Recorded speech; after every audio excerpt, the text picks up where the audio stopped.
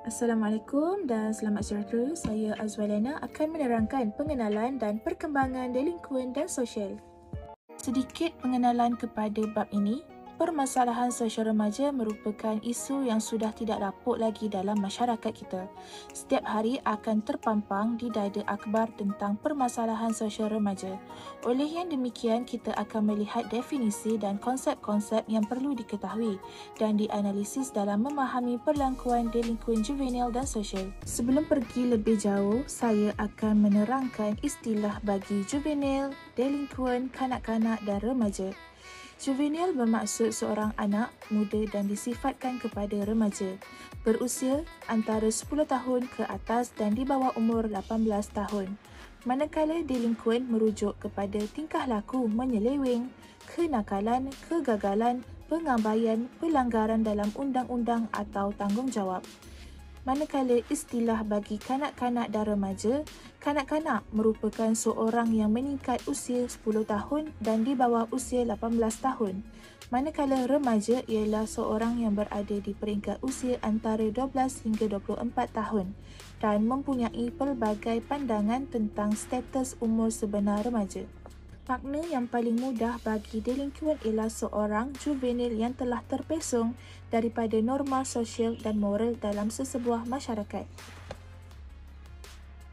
Perbuatan ini dianggap sebagai delinkuan kerana remaja masih belum matang atau dewasa. Berikutnya, saya akan menerangkan klasifikasi kumpulan delinkuan. Bagi menghuraikan perkara ini, terdapat beberapa pandangan dan pendapat tokoh bersetuju bahawa delinkuan terbagi kepada 4 kumpulan remaja, iaitu yang pertama, kumpulan delinkuan yang terdedah. Kumpulan remaja ini terbiar kerana permasalahan dalam keluarga, dibuang sekolah dan kadangkala pernah dihantar ke pusat pemulihan akhlak. Mereka berbangga dengan keadaan tingkah laku delinkuan yang dilakukan. Kumpulan delinkuan kedua ialah kumpulan yang keliru dengan moral dan peraturan. Golongan ini kadangkala mahu menerima nilai moral dan kadangkala juga menolaknya. Mereka keliru dengan konsep kendiri. Contoh jenayah adalah seperti merosakkan benda-benda kecil, bersekedudukan dan kadangkala hilang pertimbangan moral. Kumpulan delinkuan ketiga ialah kumpulan pelampau yang menentang peraturan. Kategori remaja ini hanyalah mendapat bilangan yang kecil, iaitu mereka tidak mahu mengikut peraturan. Yang terakhir, kumpulan remaja berkelakuan bukan seperti delinkuan. Mereka masih mengekalkan hubungan dengan keluarga, sekolah dan menerima masyarakat pada keseluruhannya. Kesalahan yang mereka lakukan adalah seperti menipu semasa ujian, mengambil buah-buahan di gerai tanpa membayarnya dan sebagainya. Kebanyakan daripada mereka bermoral dan mempunyai tingkah laku yang boleh diterima oleh masyarakat. Dalam bab berikutnya, saya akan menjelaskan definisi tentang undang-undang, undang-undang juvana, jenayah dan umur tanggungjawab juvana. Pendekatan teori yang relevan dengan delinkuan ada 4, iaitu transactional analysis oleh Eric Berne, kedua, teori psikoanalisis oleh Sigmund Freud, ketiga, teori analisis transaksi oleh Adler, dan keempat, teori pemusatan klien oleh Carl Jess. Transactional analysis ialah tingkah laku, pemikiran dan perasaan manusia kebanyakannya dipengaruhi oleh faktor persekitaran seperti orang yang signifikan dalam hidup iaitu ibu bapa, adik-beradik, atuk dan nenek serta saudara mara.